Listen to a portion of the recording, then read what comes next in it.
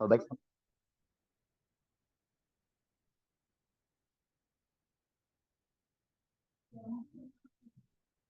Nah, mungkin juga saya sembari memberikan materi ya, mungkin teman-teman jika ingin ada yang ditanyakan, ya langsung ditanyakan. Walaupun nanti sesi pertanyaannya ada lagi ya, tapi kalau misalnya eh, sudah greget nih ingin ditanyakan ya, saya welcome saja sih. Silahkan langsung speak up saja. Kemudian nanti moderator ya tanggapi. Kemudian itu ada tentang setelah kita membahas survive dunia kampus, tentu ada dinamika dan tantangan untuk menjadi seorang mahasiswa. Untuk dinamika dan tantangan menjadi mahasiswa itu dibagi lagi. Bagaimana dinamika yang terjadi selama mengikuti proses studi, selama mengikuti proses perkuliahan, kemudian juga dinamika setelah pasca studi. Pasca studi itu disebut sebagai jika teman-teman sudah lulus, tapi kita lebih berkutat kepada survive dunia kampus, yakni penyelesaian studi atau di proses perkuliahan. Jadi nanti kita juga akan bahas tentang survive-nya setelah kuliah atau proses atau pasca studi. Pasca studi ya. Nanti akan kita bahas juga. Next.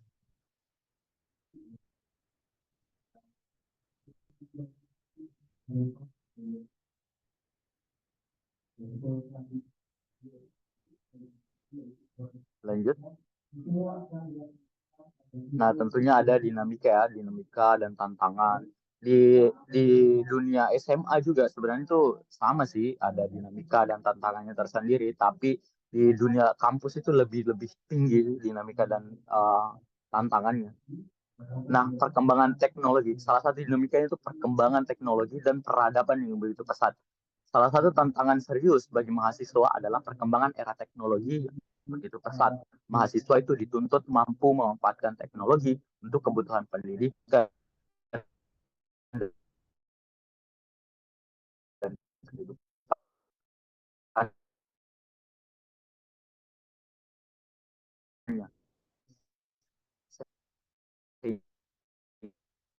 Sehingga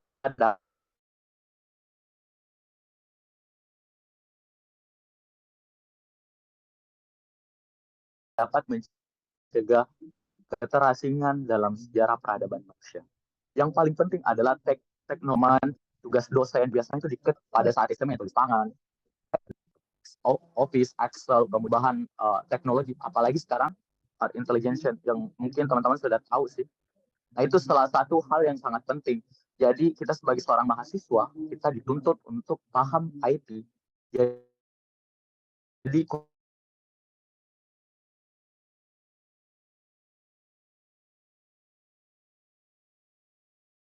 kalau misalnya teman-teman sadar bahwa oh, ternyata saya kurang di IT, saya kurang di sistem informasi. Ya silakan teman-teman belajar dari sekarang karena dunia kampus dan dunia kerja atau kita pada perkembangan IT atau peradaban yang begitu besar. Sekarang kita berada pada industri 5.0 yang nantinya mungkin 6.0, 6.0 yang bisa saja dari teknologi itu menggantikan peran manusia. Itulah salah satunya supaya kita menekan bagaimana teknologi itu tidak bisa gantikan kita manusia. Yang seharusnya manusia yang harus mengendalikan teknologi tersebut. Next.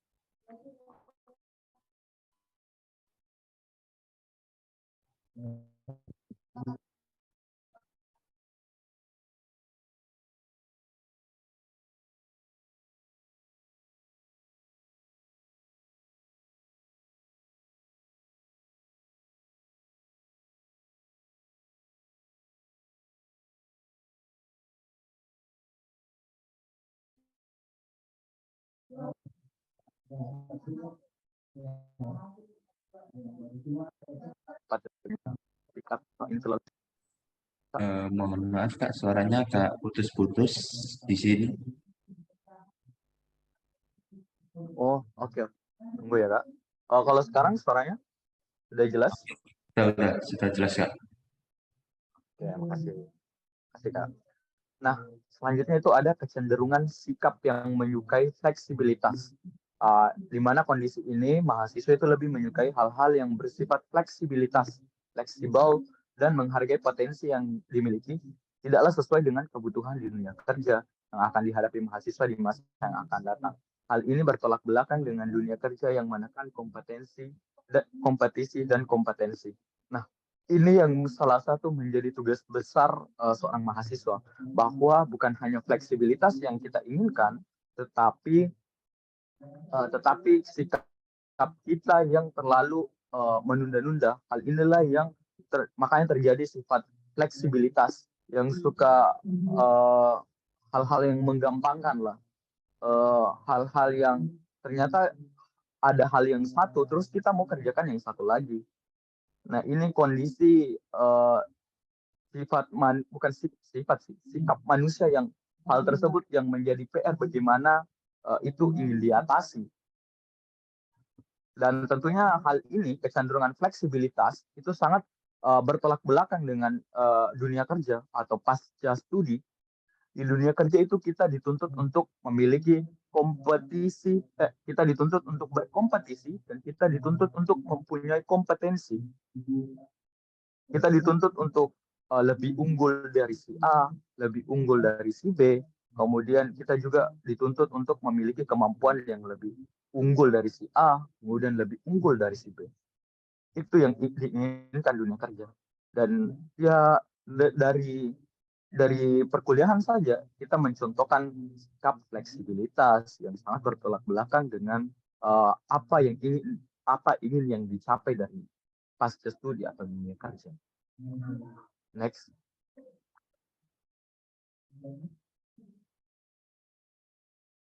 Nah, bagaimana sih sebenarnya kita menjalani masa kuliah yang baik? Next, menjalani masa kuliah yang baik. Teman-teman pasti punya pikiran tersendiri ya, tapi di sini kakak mencakup secara garis besar dari pengalamannya kakak ada 6. Kita bahas yang pertama, ada perluas jaringan atau yang disebut dengan networking. Ini merupakan upaya agar mahasiswa mampu berkoordinasi dengan baik sehingga dapat mengakomodasi potensi dan skill yang dimiliki. Teman-teman pasti tentunya tahu ya, kalau misalnya kakak bahas circle. Nah, circle ini termasuk disebut juga networking. Dan ini pengalamannya kakak. Selama kakak kuliah, paling penting di dunia kuliah adalah circle. Ini saya cuma ambil dari pengalamannya kakak ya. Di dunia kuliah paling penting itu relasi, circle. Yang saya bahas adalah relasinya. Jadi untuk salah satu tahapannya, ini saya selalu mengambil contoh dari diri saya sendiri ya, dari kakak sendiri. Di semester pertama, jangan pernah takut untuk kalian dikatakan SKSD atau sok kenal, sok dekat ya. Jangan. Di semester 1 kalian harus punya nilai lebih dengan kalian punya relasi. Dan kalian harus punya value. Harus ada nilai lebihnya dari kalian. Sehingga orang-orang ingin berteman dengan kalian. Sehingga kalian ya sudah masuk, kalian punya networking, kalian punya jaringan. Karena di dunia kerja, di dunia perkuliahan, teman-teman di dunia perkuliahan tidak bisa individualisme. Teman-teman tidak bisa kerja sendiri. Teman-teman sebagai manusia, tentunya sebagai makhluk sosial yang butuh dukungan dari orang lain, butuh orang lain dalam berkehidupan. Makanya perlu sekali yang disebut networking. Apalagi di pasca kuliah atau pasca studi di dunia kerja, butuh sekali dengan relasi. Nah, yang kedua, ada yang disebut dengan perluasan wawasan. Dengan membaca berbagai jenis dan sumber literatur, terutama terkait studi yang akan dijalani, mulai dari yang mudah hingga yang kompleks. Paling penting juga adalah wawasan. Wawasan ini sangat penting. Di dunia perkuliahan, teman-teman hanya mendapatkan berapa persen materi. Teman-teman tidak mungkin mendapatkan dari dosennya full materi. Walaupun ada yang disebut dengan RPS. Dosen itu sebelum kuliah ada yang disebut dengan RPS atau rencana pembelajaran semester. Jadi dosen di semuanya itu mengacu terhadap RPS tersebut. Tapi pada RPS tersebut ada output yang dihasilkan setiap 1 kali pertemuan. Tetapi kadang dosen tidak masukkan. Terus minggu depannya mungkin masuk, tapi dia membahas di soal di pertemuan sebelumnya, membahas materi sebelumnya. Berarti materi di pertemuan keduanya itu terbengkalai. Makanya biasanya kita tidak bisa mendapatkan materi full dari dosen. Makanya perlunya itu membaca. Membaca itu jangan pernah takut dikatakan sebagai kutu buku. Saya secara pribadi, saya tekankan kepada diri saya tidak pernah malu dikatakan kutu buku. Saya orang yang suka membaca. Karena apa? Dari membaca saya tahu segalanya. Mungkin kalau saya tidak baca, mungkin saya tidak tahu. Kalau saya tidak baca, mungkin saya tidak tahu tentang sejarah. Mungkin yang hanya saya tahu di dunia yang linear, dunia kuliah saya, misalnya kakak berkuliah di teknik geologi. Yang saya paham tentang geologi, tapi yang saya baca bukan hanya geologi. Saya baca buku-buku lain. Sebagai apa? Sebagai ilmu itu bukan hanya linear di satu. Kita butuh ilmu yang lain. Misalnya, apalagi kalau teman-teman ambil pendidikan, apalagi teman-teman ambil kimia juga, atau fisika dan sebagainya, ilmu-ilmu murni, atau saintek, sains dan teknologi, itu teman-teman harus hobi membaca. Paling penting hobi membaca. Biasanya kakak terapkan membaca buku itu kakak selalu kasih space. Kalau misalnya kakak kosong, kakak baca buku. Udah harus buku sih. Udah harus yang kan sekarang sudah lebih lebih apa ya bahasanya? Lebih modern lah. Kita bisa baca lewat HP. Udah harus kita seperti dulu yang tiap hari itu harus bawa buku yang tebal, terus kalau ada waktu senggang dikasih keluar terus dibaca. Sekarang udah begitu. Sekarang kita sudah bisa baca di HP. Kalau teman-teman punya waktu senggang, ya teman-teman bisa baca di HP lah. Dan buku dan membaca itu bukan hanya sebuah buku saja, buku pelajaran. Bahkan di buku cerita atau novel, itu teman-teman bisa dapat pembelajaran. Berpikir kritis, critical thinking. Critical thinking itu sangat penting juga untuk sebuah mahasiswa. Critical thinking di masa kuliah itu sangat-sangat diperlukan. Manajemen waktu, critical thinking, dan itu yang sangat-sangat diperlukan sebagai seorang mahasiswa. Berpikir kritis. Karena saya lihat dari teman-teman saya atau saya pribadi, kadang saya mengambil keputusan yang terlalu terburu-buru, yang saya yakini, oh ini ternyata benar. Tapi jika kita terapkan konsep critical thinking, berpikir kritis, mungkin kita tidak terburu-buru untuk ambil jawaban A, jawaban B, tapi kita pikirkan terlebih dahulu, apakah ini relevan dengan soal, relevan dengan jawabannya, sehingga kita baru bisa memilih jawaban yang tepat. Dan tentunya baca buku itu ya mungkin teman-teman juga bisa ambil ya. Jangan pernah takut dikatakan sebagai kutu buku. Teman-teman bisa baca jurnal. Biasanya kalau saya sih sering baca jurnal. Tapi bukan hanya jurnal yang relevan dengan mata kuliah dengan jurusan saya, tapi biasanya saya sering baca jurnal pendidikan, kemudian jurnal kimia yang memang masih ada kaitannya dengan pendidikan saya. Mungkin teman-teman juga saya sedikit saran ya, kalau misalnya ambil jurusan, teman-teman bisa dicari di Google rumpun mata kuliahnya. Misalnya teman-teman ambil pendidikan bahasa Indonesia, teman-teman bisa searching di Google, tulis rumpun pendidikan, rumpun program studi pendidikan bahasa Indonesia contohnya. Jadi mungkin teman-teman bisa ambil jurnal maupun buku yang mengenai rumpun dari mata kuliah, rumpun dari jurusannya teman-teman. Dan mungkin teman-teman harus tanamkan ya, sekali lagi saya tanamkan, jangan pernah takut dikatakan kata buku, kutu buku. Kakak terapkan itu setiap ada waktu, atau kakak jadikan hal yang wajib itu 5 menit minimal saya harus ada baca. 5 menit itu minimal saya harus ada yang saya baca dari buku maupun jurnal. Dan teman-teman nanti akan disebutkan, kalau misalnya apalagi untuk anak-anak teknik, teman-teman akan disebutkan buat laporan di bab kedua tinjauan pustaka. Teman-teman pasti akan sibuk cari jurnal untuk memasukkan di tinjauan pustaka. Ya, next Kak. Yang pertama tadi kita bahas networking, kemudian yang kedua ada perluasan wawasan, kemudian selanjutnya kita akan membahas karena di eh, di sini saya bahas ada ada 6. Ini kita bahas yang pertama tadi ada perluasan jaringan, networking, kemudian ada perluasan wawasan. Next Kak.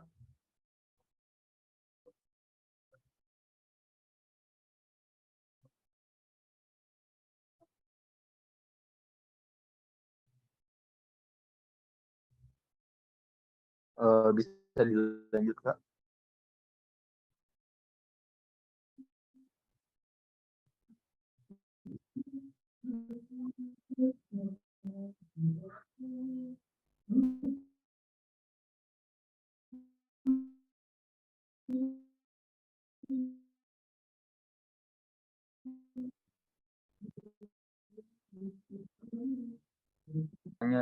Sekarang suaranya sudah jelas. Jelas Kak. Jelas ya. Jelas ya. Mungkin teman-teman kalau misalnya suaranya agak putus-putus ya, mungkin bisa di home chat juga katakan. Nanti saya langsung tanggapi kok. Kemudian yang ketiga, selama di dunia kuliah, yang saya sebut tadi, saya ulang lagi, kuasai teknologi dan informasi. Ini yang harus teman-teman kaji sebagai seorang mahasiswa. Mencegah ketertinggalan, memanfaatkan teknologi, dan mengkaji kelemahan yang ada di dalamnya untuk membangun kesempurnaan kreativitas. Ini peningkatan ya dari dunia SMA menjadi dunia kuliah. Tentunya teman-teman harus kuasai tentang IT, teknologi dan informasi. Karena mungkin sebelumnya teman-teman kalau ada tugas, teman-teman tulis di buku tugas, kerjakan di buku tugas. Sekarang tugas dosen itu biasanya ada yang buat laporan, tugasnya diketik di Microsoft Word, kemudian kadang ada tugas yang dibuatkan PPT, kemudian ada belum lagi kalau misalnya teman-teman anak teknik biasa dibuat aplikasi tertentu, AutoCAD, kemudian ada ArcGIS, Nah itu teman-teman harus kuasai. Tapi teman-teman jangan teman-teman malu untuk katakan bahwa wah saya ini nggak tahu sekali IT Kak. Ada belajar, ada YouTube. Sekarang orang apa-apa kalau share di Google ada kok. Orang apa-apa kalau ketik di YouTube ada. Cuma teman-teman kadang merasa nggak mau up dirinya lagi. Teman-teman berpikir, wah saya sudah stuck di sini saja, kemampuanku cuma di sini saja. Padahal kemampuan teman-teman bisa aja lebih tinggi dari itu. Tapi kita selalu terpatok dengan ya kemampuanku cuma di sini. Saya cuma bisa di sini. Saya cuma Saya cuma stuck di sini. Nah, nilai plus mungkin saya bocorkan juga ya. Kalau misalnya teman-teman punya kemampuan IT itu menjadi nilai plus. Sangat-sangat menjadi nilai plus.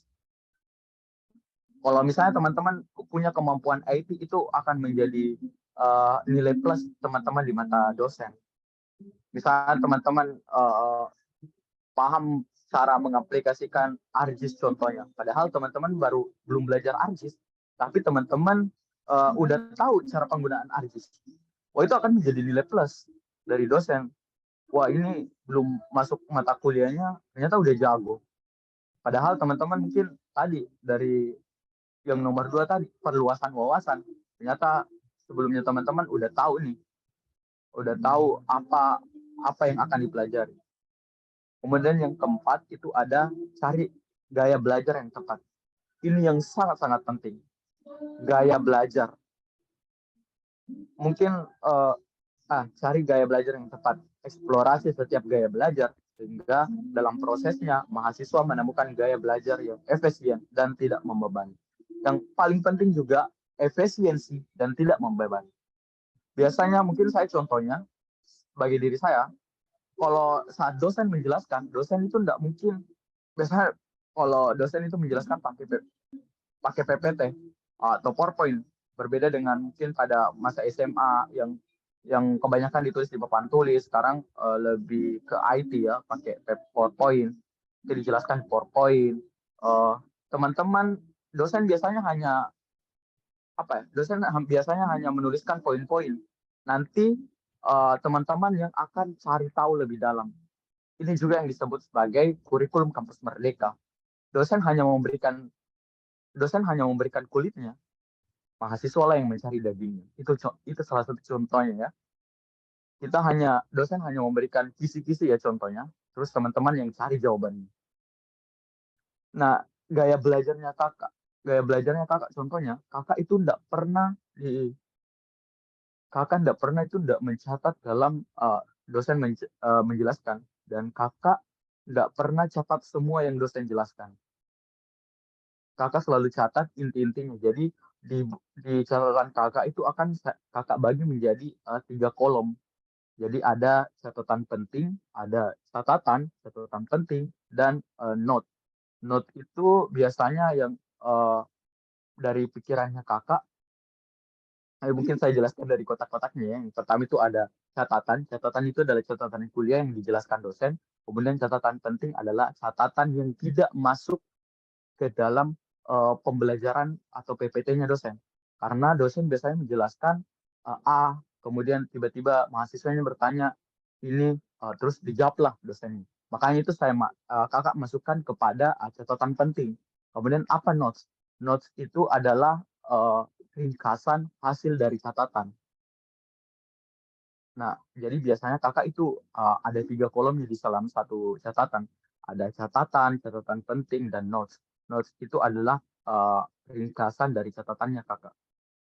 Dan catatan penting itu biasanya kakak pakai yang kertas tempel-tempel itu. Kakak tulis biasanya di situ.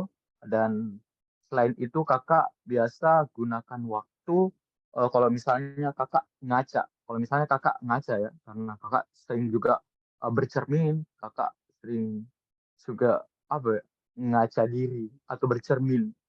Biasanya kalau kakak bercermin, kakak biasanya ulang kata-kata yang diulang dosen. Jadi misalnya dosen ucapkan, kemudian kakak ucapkan kembali. Kakak ucapkan kembali, atau misalnya kakak baca dari buku catatannya kakak. Itu akan lebih mudah teman-teman hafalkan. Atau misalnya kalau teman-teman biasanya teman-teman ada yang ingin dihafal, contohnya dari kakak ya. Kakak biasanya dari dosennya disuruh hafal skala waktu geologi. Nah, skala waktu geologi itu kakak baca 3 kali, kemudian kakak rekam, terus hasil rekamannya itu kakak terus dengarkan. Sampai di esok harinya itu kakak hafal. Itu salah satu metode cara belajarnya kakak ya. Tapi mungkin cari cara belajarnya teman-teman. Bagaimana cara belajar teman-teman yang efisien, menurutnya teman-teman efisien, dan menurut teman-teman itu tidak membebani teman-teman. Karena dari saya sendiri, karena dari kakak sendiri itu tidak membebani sih, karena hal itu memang saya sejak SMA sudah saya laksanakan. Jadi kayak seakan-akan cuma upgrade diri lah. Next, lanjutnya kak. Nah, ada yang kelima dan keenam itu. Yang kelima ada manajemen waktu dan keuangan. Nah, eh, di manajemen waktu dan keuangan, belajar mengatur waktu dan keuangan yang akan menjadi penunjang dalam kegiatan sehari-hari. Ini juga yang paling penting, manajemen waktu dan manajemen keuangan. Di kakak itu untuk manajemen waktu, eh, sebenarnya kakak bukan orang yang terlalu disiplin sekali sih. Kayak, kadang kakak juga sering terlambat kok, tapi terlambat ya sebatas wajar aja. Untuk manajemen keuangannya nanti kita bahas lebih. Sebenarnya untuk manajemen waktu keuangan nanti akan lebih dibahas, ada di slide selanjutnya juga, lebih kita bahas secara dalam. Kemudian ada yang keenam, yaitu aktif dan mandiri. Ini yang saya sebut tadi. Selama menjadi mahasiswa, teman-teman itu harus aktif di ruang kelas. Jadi usahakan jangan pernah berada, atau jangan pernah teman-teman mau duduk paling belakang. Saya kadang bingung ya. Saya kadang bingung sama teman-teman atau yang kalau tiba-tiba masuk kelas langsung duduk di bagian belakang. Teman-teman akan lebih terpacu teman akan berpacu, lebih paham jika teman-teman berada di duduk paling depan. Misalnya kalau teman-teman duduk paling depan, rasa adrenalinnya teman-teman, rasa ingin tahunya teman-teman itu meningkat. Ini saya buktikan sendiri sih. Karena kalau teman-teman duduk paling belakang, teman-teman itu akan kelihatannya loyo, kemudian teman-teman terhasut dari samping dan kanan kirinya, yang mungkin dari pikiran orang itu kursi belakang adalah kursi orang malas. Itu yang kakak tekankan juga pada diri kakak. Kakak nggak mau berada di kursi paling belakang, kecuali kecuali kalau kecuali kalau emang udah nggak ada kursi yang paling depan. Itu yang kakak tekankan. Eh, karena nggak harus kursi yang paling depan sih. Kursi baris kedua contohnya, nggak apa-apa, asal aktif. Yang paling penting itu aktif. Kalau teman-teman udah dikenal nih sama dosen, akan menjadi nilai plus sendiri juga, dan akan menjadi nilai plus juga di matanya teman-teman, karena teman-temannya itu teman-teman kuliahnya akan bilang, wah ini ada pertanyaan bapak nih, oh yang jawab deh. Pasti teman-temannya begitu nih. Kalau adik-adik ada yang aktif, bapak bertanya, adik-adik yang jawab, contohnya begitu. Intinya teman-teman udah harus selalu bicara dan sebagainya, tapi teman-teman aktif hadir, contohnya itu sudah masuk ke dalam kategori aktif. Apalagi kalau teman-teman rajin bertanya, teman-teman rajin menjawab, itu sudah masuk di aktif sekali. Bukan cuma aktif ya, aktif sekali. Kemudian ada mandiri. Ini salah satu hal yang paling saya suka, mandiri. Jadi teman-teman jangan pernah berharap di orang lain. Kalau misalnya ada tugas nih, teman-teman catat tugasnya. Jangan berharap, wah temanku udah catat soalnya nih, teman-temanku udah catat tugasnya nih. Wah tinggal saya yang mau minta deh. Kalian harus pikir bahwa di dunia kampus tidak semenarik dunia SMA. Iya, itu yang saya rasakan. Dunia kampus tidak sebenarnya tergantung dari pribadi seseorang sih. Kalau kakak, memang dunia kampus menarik, tapi ada plus minusnya. Dari orangnya yang kadang ada individualisme, kemudian uh, ada yang harus yang berkelompok. Kalau kau bukan kelompoknya, kau diasingkan. Itu ada loh sebenarnya. Tapi itu yang saya katakan tadi dari sebelumnya. Dan juga sudah termasuk ke dalam aktif. Teman-teman, jangan pernah takut dikatakan SKSD di semester 1, semester 2. Perbanyak relasi, networking. Itu yang sangat diperlukan. Baik di dunia perkuliahan maupun di pasca kuliah nantinya. Dan mandiri juga harus menjadi teguh di dalam hatinya teman-teman. Saya harus mandiri. Saya tidak harus, saya tidak mau orang mau ambil tugasnya orang. Saya mau cuma terima ininya. Teman-teman kuliah, teman-teman pasti punya harapan dari orang tuanya. Kalau teman-teman cuma mau ambil tugasnya orang, kalau misal teman-teman kerja tugas secara mandiri, itu nilai plusnya teman-teman itu lebih tinggi loh. Maksudnya keyakinannya teman-teman, baik sudah dapat ilmunya, kerja tugasnya dengan baik. Nanti kalau misalnya dosennya bertanya, kalian langsung, oh ini, oh jawabannya ini kak, oh jawabannya ini. Karena teman-teman kerja sendiri, teman-teman mandiri. Nah itu salah satu plusnya dari mandiri.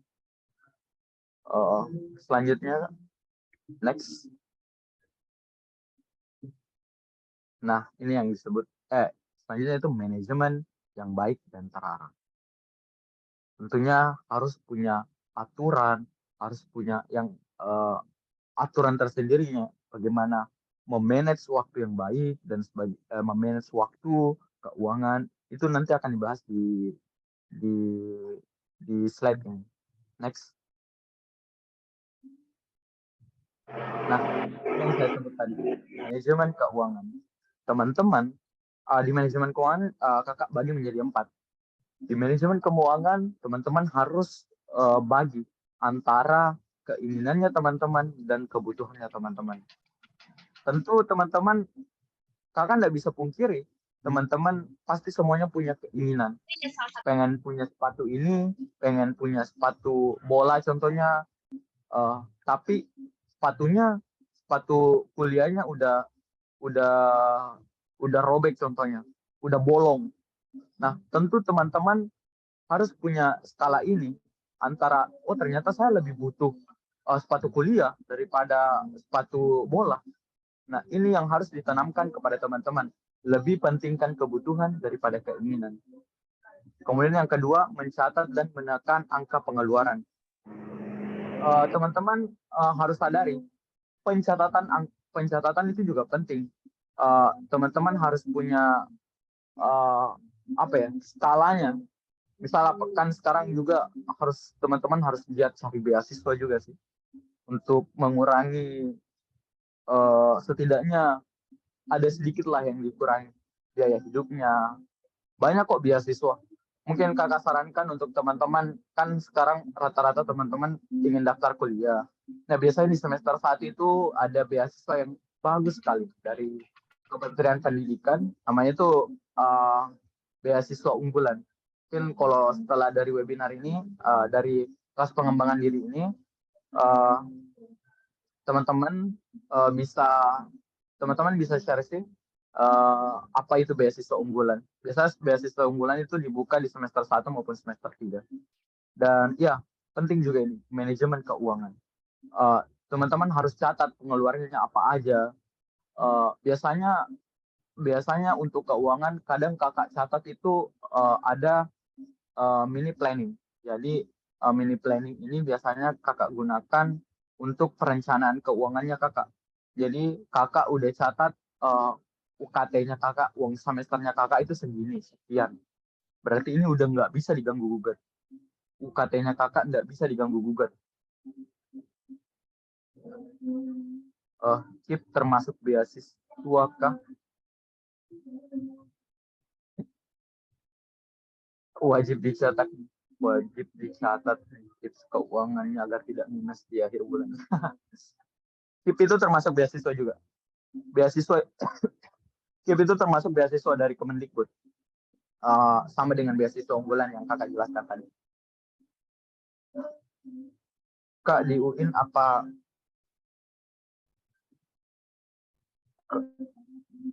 Sorry ya. Kak, di UIN ada KIP juga. Ada. Biasanya UIN itu biasanya juga ada KIP-nya sih.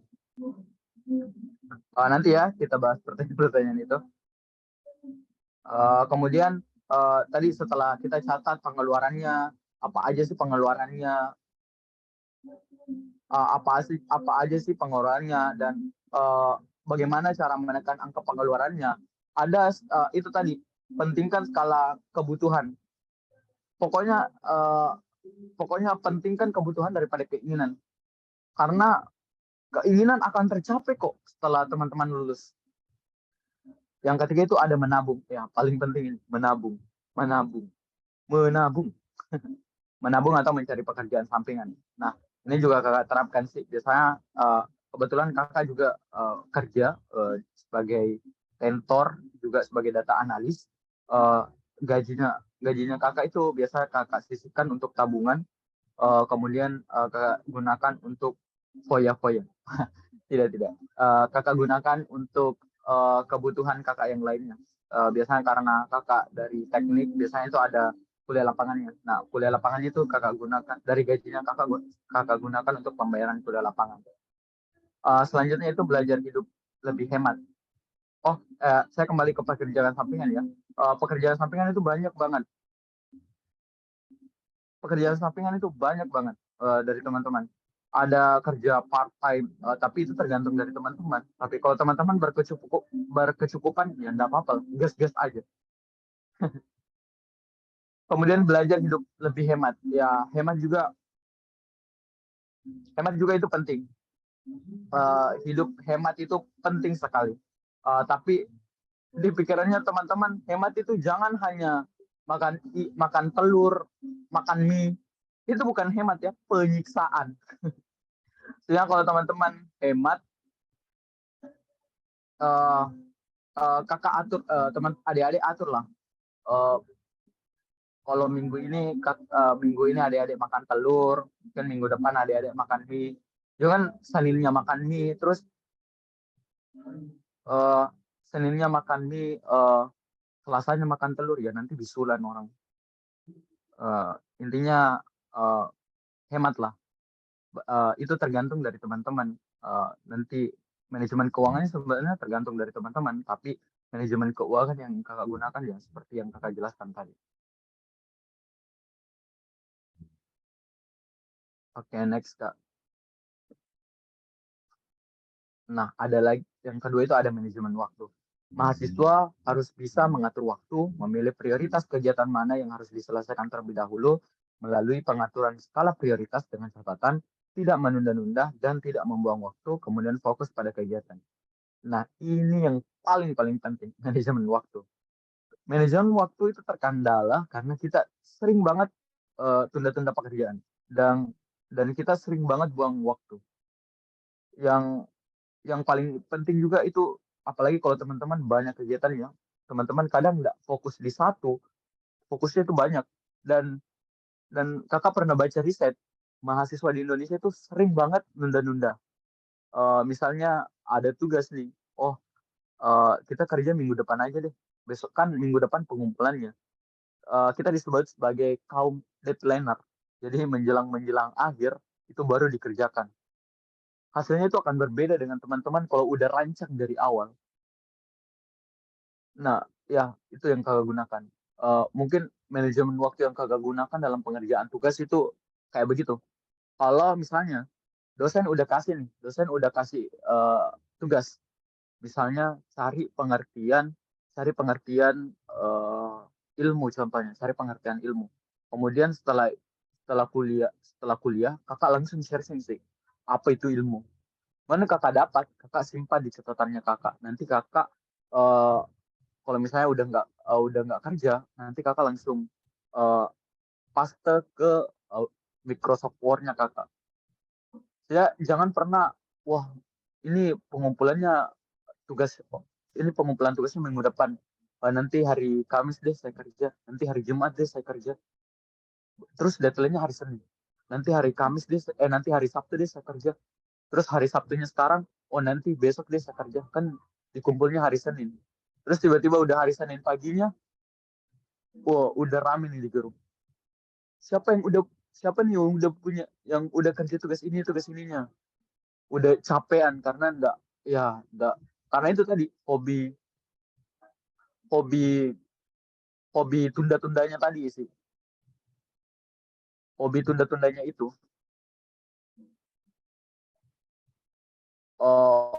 hobi tunda-tundanya. Kemudian uh, itu kita harus fokus di kegiatannya, jangan mau fokus di yang lain. Kayak kayak misalnya teman-teman punya pacar ya, teman-teman fokus di pacarnya lah, masa mau fokus di masa lalunya lagi, kan udah punya masa depan yang cerah kan? Jadi teman-teman harus fokus di satu kegiatan. Next kak.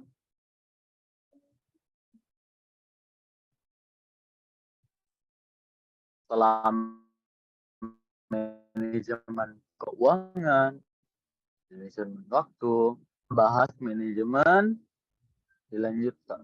Next.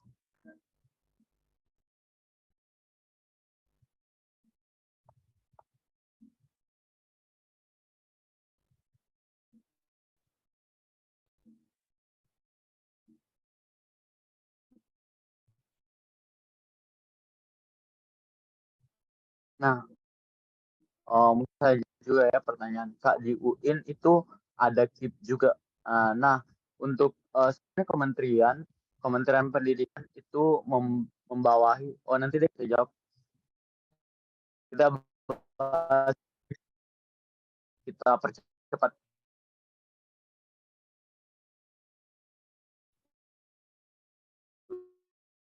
dulu materi.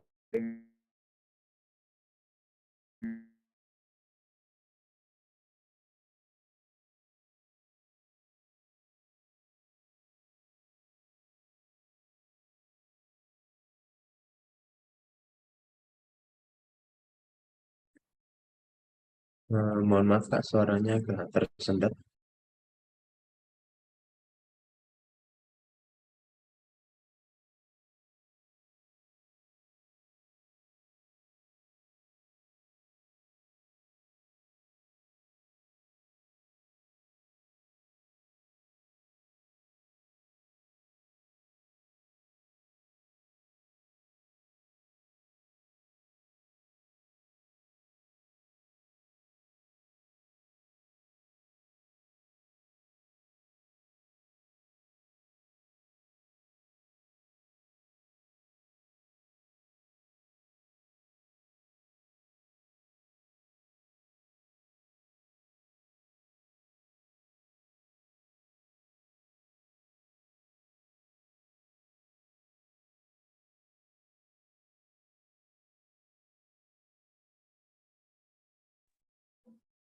Cek suaranya kedengaran nggak?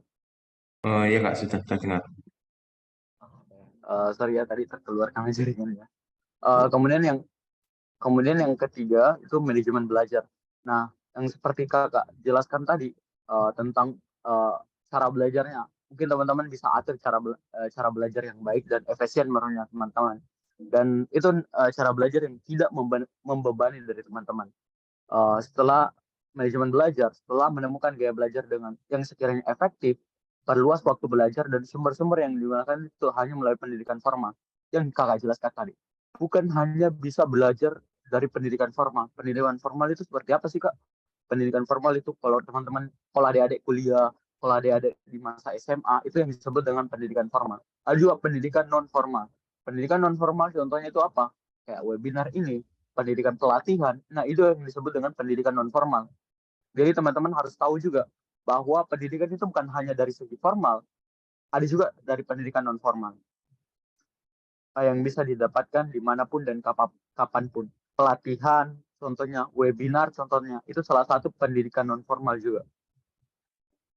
Next kak, yang saya jelaskan tadi, pokoknya cari selama mungkin kalau misalnya adik-adik kuliah, cari cara belajar yang paling tepatnya untuk adik-adik, sekiranya efektif dan tidak membebani di pikirannya adik-adik.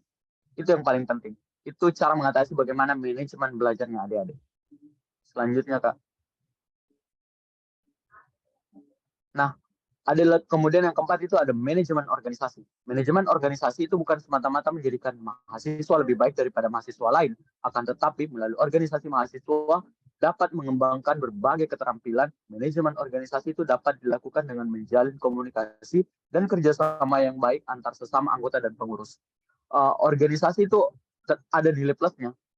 Kalau pikirannya orang organisasi uh, organisasi itu ini organisasi itu banyak nilai plusnya. Teman-teman berani bicara, teman-teman berani public speaking, teman-teman baik secara public speaking bisa dihasilkan dari organisasi. Tapi organisasi, silakan adik-adik pilih organisasi karena banyak sekali organisasi di dunia kampus.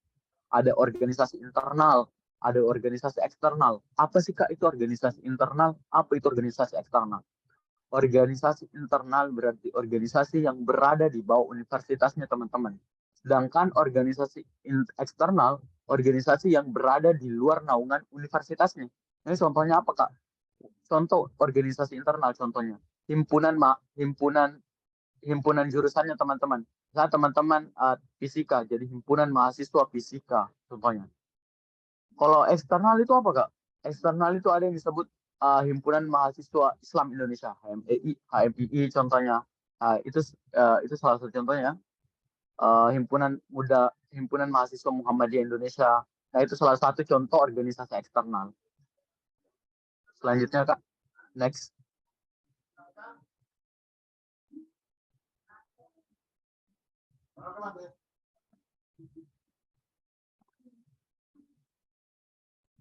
Selanjutnya kak. Nah, kemudian yang terakhir itu ada manajemen akademik dan prestasi. Tidak hanya mengajari PK, mahasiswa juga harus mampu mengembangkan prestasi, soft skill, dan akademik.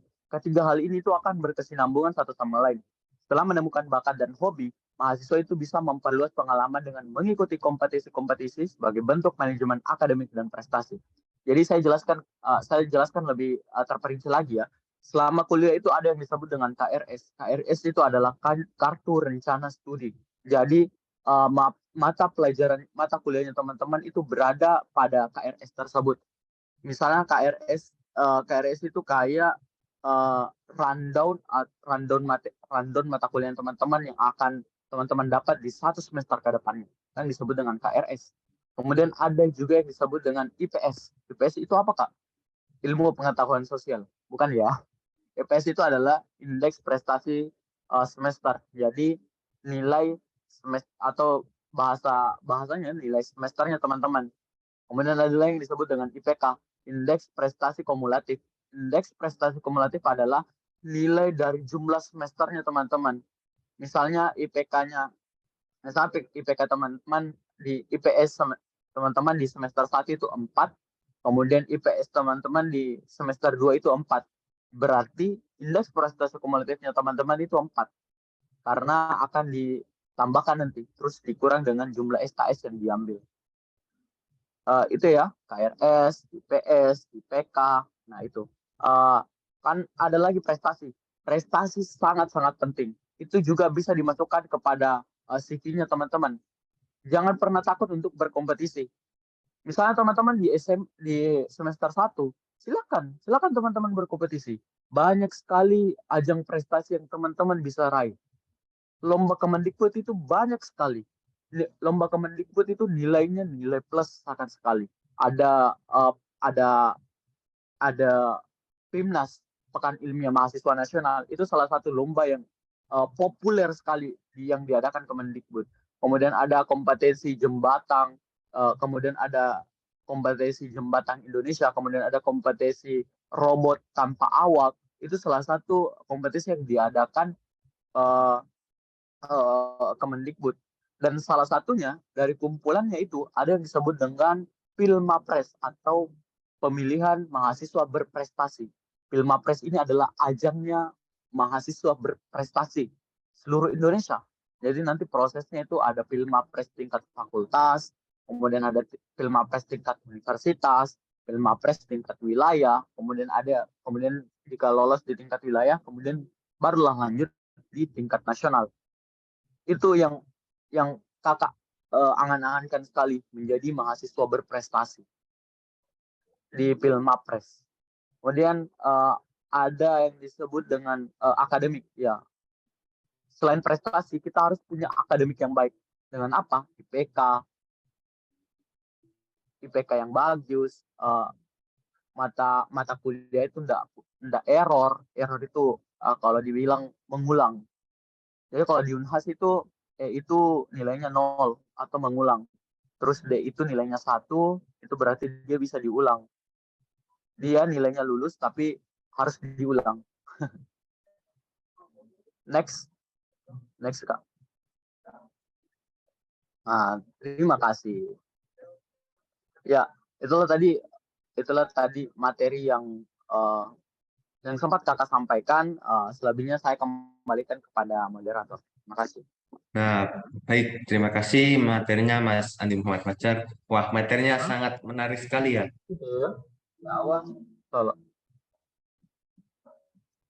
Ya, mungkin para adik-adik calon mahasiswa,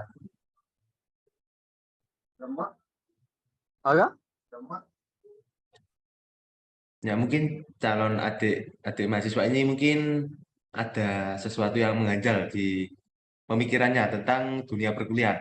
Nah, sekarang kita sudah memasuki sesi tanya jawab. Bagi yang ingin tanya tentang dunia perkuliahan, bisa mengangkat fitur raise hand atau bisa diketik di kolom komentar. Nah, ini ada pertanyaan pertama dari Mas Muhammad Rafli. Dari Mas Muhammad Rafli, bisa on mic. Silakan Mas Muhammad Rafli. Baiklah Kak, Assalamualaikum warahmatullahi wabarakatuh. Waalaikumsalam warahmatullahi wabarakatuh. Saya perkenalkan dulu ya Kak, nama saya Muhammad Rafli Andrean. Jadi saya ini Camaba UIN Bandung. Semoga bisa lulus. Doanya juga untuk Kakak dan teman-teman sekalian. Jadi ini Kak, ada yang ingin aku tanyakan dari poin, yaitu yang menjalani masa kuliah yang baik di poin ketiga, yaitu kuasai teknologi dan informasi.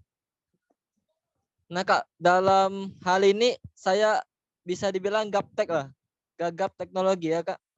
Jadi yang saya ingin tanyakan yaitu software dan aplikasi apa saja yang sering digunakan dalam dunia perkuliahan. Misalnya PowerPoint tadi seperti atau Microsoft Excel atau yang lain yang kira-kira sering digunakan tapi tidak populer gitu Kak. Tolong Kak penjelasannya. Itu dari saya. Sekian, terima kasih. Assalamualaikum warahmatullahi wabarakatuh. Waalaikumsalam warahmatullahi wabarakatuh. Mas Andi Muhammad Fajar, pertanyaan langsung dijawab atau menunggu pertanyaan selanjutnya? Oh, mungkin bisa langsung dijawab ya Kak. Oh, ya, Sembari kasih. menunggu teman-teman. bertanya. Ya, bisa Oke, lanjut. oke, terima kasih tadi pertanyaannya. Pertanyaan cukup menarik.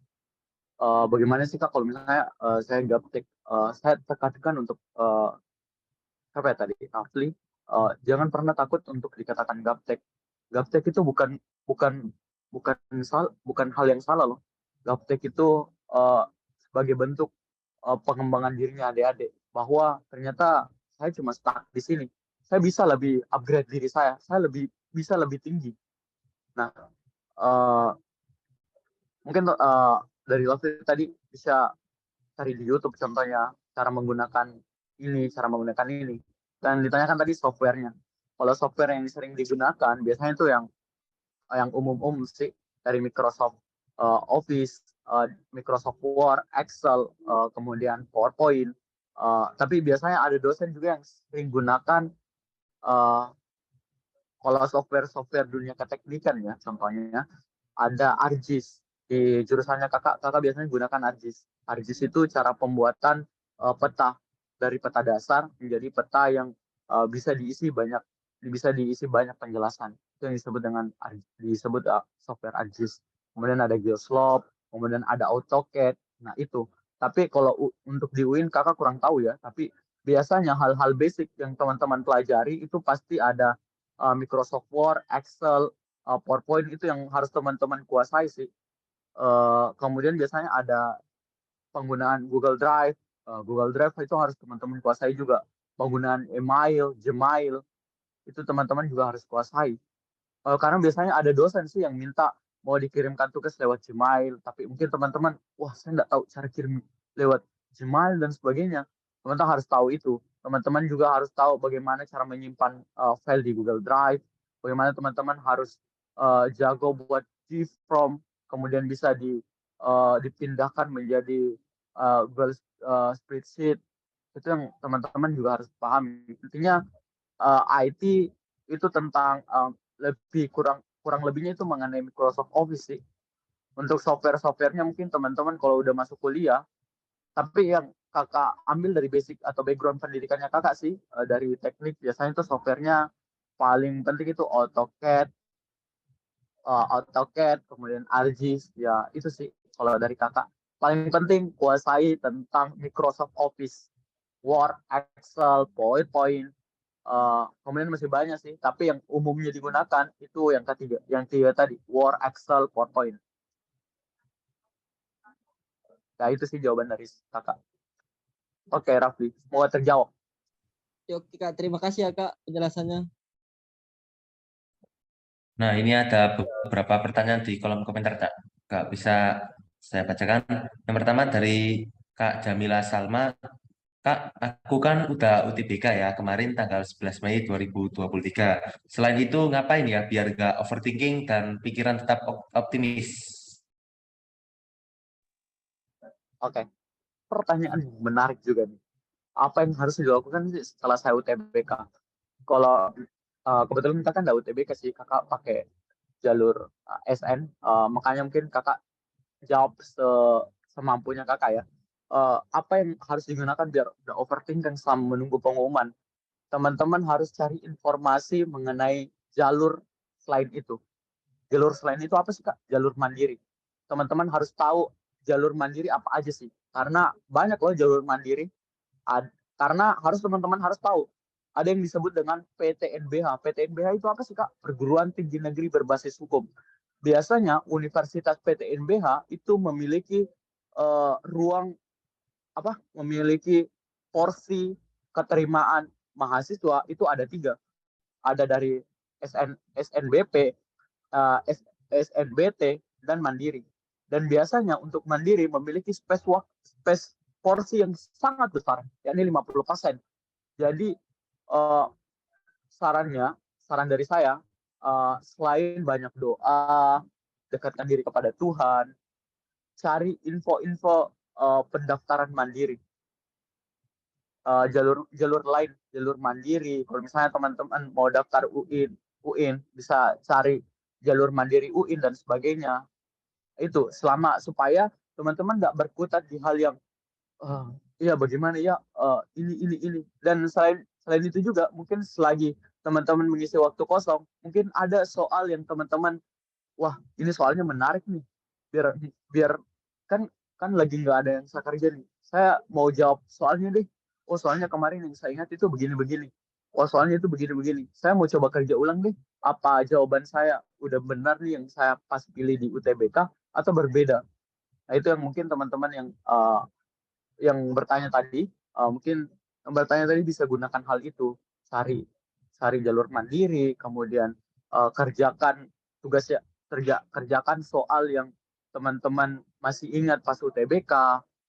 Ya yang paling penting doa ya, doa, ridho orang tua, mendekatkan diri kepada Tuhan. Ya itu sih jawaban dari kakak. Mau nggak terjawab? Nah, bagaimana Mbak Jamilah Salma? Apa sudah terjawab? Nah, baik, mungkin sudah terjawab ya. Nah, Kak, ini masih ada beberapa pertanyaan lagi, mungkin bisa dijawab. Yang pertama yakni bagaimana tips agar tidak bosan membaca? Lalu tentang informasi perlombaan yang Kakak sebutkan tadi, itu biasanya Kakak dapat dari mana? Sekian dan terima kasih. Menarik nih pertanyaan. Ada dua pertanyaan yang disampaikan dari adik Sally Saadatin. Uh, Kak, gimana sih sebenarnya tipsnya agar tidak bosan membaca? Tips untuk tidak bosan membaca dari kakak itu bukan jangan sih, cari referensi bacaan yang tidak selinier atau tidak sejurusan dengan mata kuliahnya teman-teman. Karena kadang kakak baca buku tidak selamanya harus buku mata kuliah, buku buku pelajar, tidak selamanya. Teman-teman baca novel, teman-teman baca baca uh, apa ya, baca novel, baca berita, teman-teman itu udah termasuk membaca loh. Banyak ilmu yang bisa didapat dalam hal membaca. Teman-teman mungkin tidak tahu kata baku. Hal baca berita aja, teman-teman itu udah dapat ilmu loh. Kadang ada menggunakan kata ejaan, kadang ada menggunakan kata baku yang mungkin menurut teman-teman, wah ini kata apa sih? Terus teman-teman cari di Google. Oh ternyata artinya ini, ternyata oh dia sinonimnya ini. Itu yang salah satu tipsnya. Kalau tipsnya kakak itu bukan jangan sih, cari referensi bacaan yang tidak selinier dengan jurusannya. Misalnya kakak jurusannya teknik geologi, kakak sering baca buku sejarah pendidikan Islam loh. Kakak sering baca buku kimia, penemuan, kemudian kakak sering baca fisika juga, tentang tentang bukunya Faraday. Wah, kakak baca yang tidak selinier. Itu sarannya kakak. Karena uh, agar tidak bosan itu lakukan terus menerus. Kalau misalnya ada bosan, oh berarti kok harus lakukan terus. Tips yang pertama, lakukan terus. Kalau misalnya ada rasa bosan, kau baca chat aja itu udah termasuk membaca loh sebenarnya. Uh, Lakukan terus menerus, kemudian cari referensi atau buku bacaan yang tidak selinier dengan jurusannya teman-teman. Kemudian pertanyaan kedua, uh, cara mengetahui tentang perlombaan itu biasanya mencari info di mana ya kak kalau di dunia kampus. Nah biasanya dari pengalaman kakak, dari universitas itu selalu disediakan platform di Instagram story-nya atau ada Instagram sendirinya dari kampus itu memiliki info lomba. Ada info lomba yang sering disediakan. Dan untuk info lomba, mungkin teman-teman bisa follow Instagramnya Puspresnas. Di Instagramnya Puspresnas atau Pusat Prestasi Nasional. Itu biasanya ada disampaikan info-info lomba dari Kemendikbud. Nah untuk Kemenak, saya nggak tahu sih. Kalau Kemenak, saya kurang tahu. Mungkin teman-teman bisa cari di Google juga info lomba Kemenak. Kalau untuk Kemendikbud itu bisa teman-teman cari di Puspresnak atau Pusat Prestasi Nasional. Dan untuk di lomba juga sering banget kok di Instagram banyak info lomba, event, volunteer dan sebagainya. Teman-teman bisa cari di Instagram banyak kok. Tapi biasanya kalau di kampusnya kakak itu ada dari tiap jurusan itu ada grup khususnya yang dimana sekretaris kemahasiswaannya itu akan kirim info lomba sehingga kita semua mahasiswa tahu bahwa ini ternyata ada lomba yang akan dilaksanakan. Itu sih kalau dari kakak. Nah, jawabannya sangat memuaskan ya. Bagaimana Mbak Sally? Apa sudah bisa diterima? Bisa, Kak. Terima kasih, Kak. Nah, Kak, ini masih ada beberapa pertanyaan, mungkin ada sekitar 4 lebih, nanti mungkin bisa bertambah. Dari Mbak Nurul Komaria, tadi poin manajemen sudah dijelaskan bahwa kita apabila sudah berorganisasi, maka akan dapat melatih public speaking. Nah, cara agar lebih percaya diri saat public speaking itu bagaimana, Kak? Baik, pertanyaan dari Nurul Komaria tentang public speaking. Next question. Tadi kan sudah dijelaskan tentang manajemen organisasi, salah satunya tentang organisasi yang dapat melatih soft skill. Salah satu contohnya public speaking. Kak, bagaimana caranya untuk percaya diri secara public speaking? Berbicara depan umum ya. Kakak sebelumnya juga itu tidak terlatih sekali bicara. Bahkan kakak gemetaran loh kalau kakak pegang mic. Jadi kelihatan gemetaran tangannya. Itu kakak latih dengan kakak yang saya jelaskan tadi pas materi. Kakak sering sekali bercermin. Kakak sering sekali bercermin. Jadi setiap kakak ingin sampaikan, mungkin hobi dari public penyampaiannya kakak karena kakak juga sering sekali bicara. Kakak bahkan di WC aja itu kakak entah kakak baca semua, bicara sendiri. Itu salah satu caranya kakak untuk lebih percaya diri dari public speaking. Cara kedua atau tahap yang kedua yang kakak gunakan, kalau teman-teman bicara jangan pernah tatap matanya, tapi tatap jidatnya atau rambutnya. Jangan pernah tatap matanya, karena teman-teman adik-adik pasti tahu eye contact. Apalagi untuk teman-teman yang receh. Untuk teman-teman yang receh kayak saya, yang cuma buat gerakan sedikit udah ketawa, itu sangat-sangat berpengaruh. Makanya tipsnya dari kakak, kalau teman-teman bicara di depan umum atau lakukan public speaking, teman-teman jangan pernah tatap mukanya. Teman-teman jangan pernah face to face bicara untuk fokus di matanya, tapi teman-teman bisa fokus di jidatnya atau rambutnya. Kalau itu sih dari tipsnya kakak, sering bicara depan cermin, sampaikan aja, jangan pernah takut. Intinya jangan pernah takut juga, sampaikan aja. Walaupun itu salah, ya nggak apa-apa. Kakak juga pernah salah kok. Penyampaian kayak begini kakak juga nggak pernah salah. Bahkan beberapa kali, bukan cuma 1 kali, 2 kali, beberapa kali, bahkan vital. Karena hal tersebutlah kakak jadikan sebuah pengalaman sehingga mungkin kakak bisa bicara depan adik-adik. Pengalaman-pengalaman itu yang kakak gunakan. Kakak bisa lebih percaya diri saat penyampaian public speaking. Mungkin yang pertama ya, agak rincikan supaya dapat satu kesimpulan.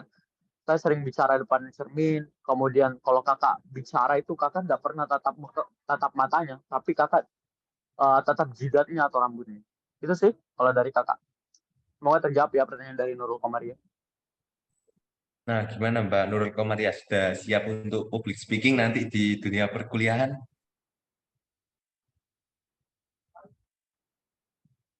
Oke, mungkin ke pertanyaan selanjutnya dari Mas Yusril Ahmadi. Yang dimaksud dengan lulusan tercepat itu bagaimana ya, Kak? Dan cara agar lulus cepat 3 atau 3,5 tahun itu bagaimana ya? Bisa dijelaskan Mas Andi?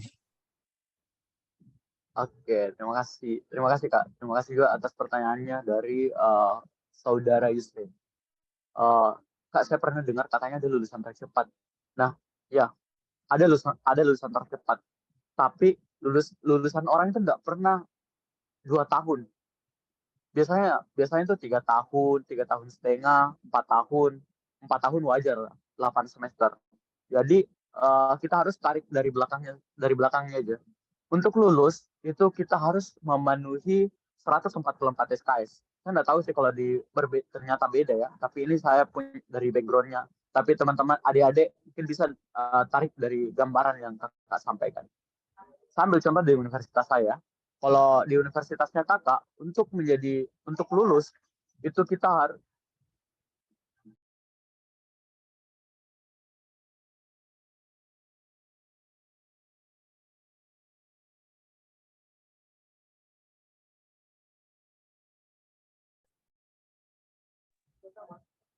Jadi maaf ya, kakak lanjut.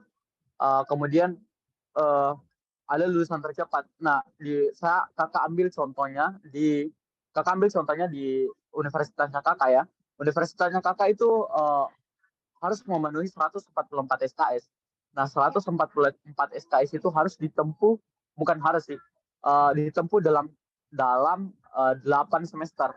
Nah, dalam 8 semester itu ada yang disebut dengan KRS atau Kartu Rencana Studi, yang dimana Kartu Rencana Studi itu harus memenuhi 24 SKS. Nah, apa sih itu SKS, Kak? SKS itu adalah satuan kredit skor atau satuan kredit semester yang isinya di dalam satu di mata kuliah itu biasanya ada SKS-nya, dan SKS itu yang dinilai nantinya akan berapa. Biasanya ada, kalau mata kuliah umum biasanya kadang ada 3 SKS, contohnya matematika dasar, biasanya dia SKS-nya 3. Nah, hal itu yang harus ditempuh. Kak, kalau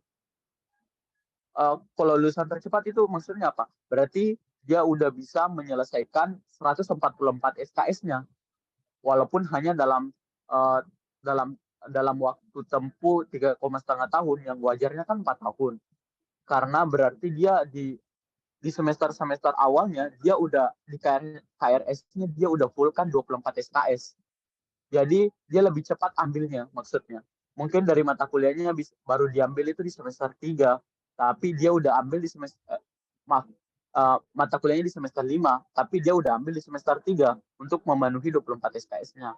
Makanya itu dia contohnya dia ambil lebih cepat supaya dia bisa lulus cum laude, lulus cepat. Caranya gimana ya, Kak? Caranya itu yang kayak tadi, dia ambil mata kuliah lebih cepat contohnya untuk memenuhi SKS-nya. Nah, caranya kayak gitu sih. Dan caranya itu rajin sama belajar giat. Oke, itu sih pertanyaan, itu jawaban dari kakak. Nah, sudah terjawab ya untuk Mas Yusril. Nah, mungkin ya karena durasi waktunya yang nggak begitu lama, untuk pertanyaan terakhir dari Mbak Zia, Kak mau bertanya, lebih baik menunggu pengumuman UMPTKIN dahulu apa langsung daftar mandiri saja? Bisa dijawab, Mas Andi? Oke, oke. Ya, Kak. Kak, kayak pertanyaan dari Zia ya. Kak mau bertanya, lebih baik nunggu pengumuman UMPTKIN dulu apa langsung buat daftar mandiri? Nah, biasanya mandiri itu, daftar mandiri itu ada setelah pengumumannya itu ada setelah pengumuman UMPTKIN sih.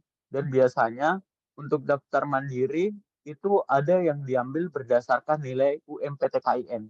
Jadi adik-adik bisa langsung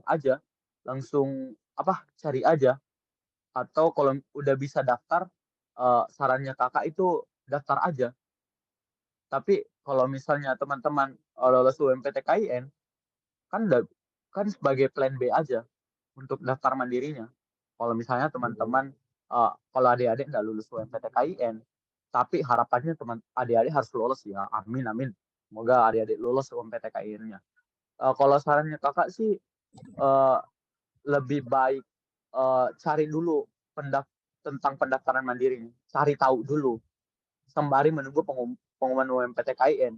Karena biasanya dari universitas ya, dari UIN contohnya atau apa sebagainya, biasanya itu pengumumannya itu setelah ada pembukaan pembukaan mandiri itu setelah pengumuman uh, jalur tes, biasanya ada begitu.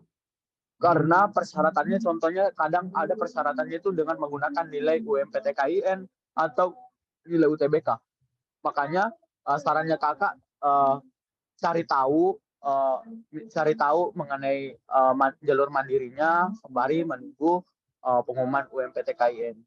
Tapi kalau udah ada yang buka, teman-teman mungkin adik-adik mungkin bisa daftar. Itu sih kalau dari kakak. Harapannya semoga yang ada di room chat ini bisa lolos. Amin. Nah, oke. Ya, memang ya ada batasan waktu dalam webinar kali ini, namun jangan khawatir ya, masih ada webinar lain. Nanti akan ada webinar lagi, jangan lupa join dan siapkan pertanyaan yang bagus-bagus. Nanti akan ada kesempatannya lagi kok, tenang aja, nggak usah kecewa. Nanti akan ada waktunya. Oke, baik. Dan waktunya untuk sesi pesan dan kesan dari calon mahasiswa baru atau peserta webinar kali ini. Nah, mungkin ada satu atau dua anak yang berani untuk mengungkapkan pesan dan kesannya selama mengikuti webinar ini. Nah, oke, siapa yang mau mengungkapkan pesan dan kesan selama webinar ini? Mas Muhammad Rafli Andre, Mas Yusril Ahmadi, atau oh ya, Mas Rafli Andrian, silakan. Boleh Kak. Jadi alhamdulillah selama mengikuti webinar pada hari ini dapat ilmu yang banyak dari Kak apa nih namanya? Kak Yusril Ahmadi. Masya Allah. Beliau ini nggak pelit sama ilmu Kak. Jadi saya sangat terima kasih sama Kak Yusri, sama kakak moderatornya juga, Kak Nasution. Terima kasih hari ini telah diberikan kesempatan bertanya tadi. Dan pada ilmu yang diberikan pada webinar kali ini nggak sia-sia. Semoga aja ke depannya webinar ini berlanjut dan terus bermanfaat untuk kita semua. Semoga siapa yang tadi ya? Sorry. Siapa kakak itu tadi? Lupa namanya. Kak Andi. Oh, Kak Andri. Kak Andi. Sorry Kak. Jadi itu Kak dari saya Kak. Saya sangat berterima kasih banget sama kakak-kakak yang udah memberikan ilmunya. Kesannya pokoknya sangat baik pada hari ini. Itu saja. Terima kasih dari saya Muhammad Raffi Andrian. Semoga teman-teman semua juga yang sedang ikut UTBK ataupun UMPTKN bisa lulus. Amin amin ya rabbal alamin. Assalamualaikum warahmatullahi wabarakatuh. Waalaikumsalam warahmatullahi wabarakatuh. Nah, oke ya, tidak terasa sudah malam dan ya tidak ada kata perpisahan bagi kita. Nanti akan ada waktu kembali kita untuk bertemu. Perpisahan ini.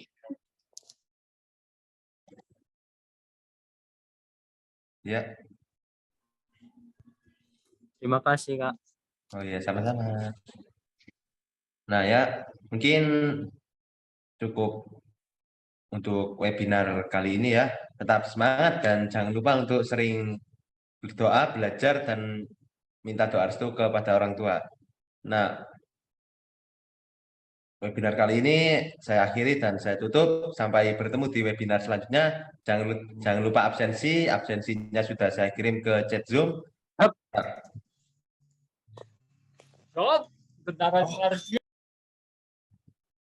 Oke, saya akhiri. Assalamualaikum warahmatullahi wabarakatuh.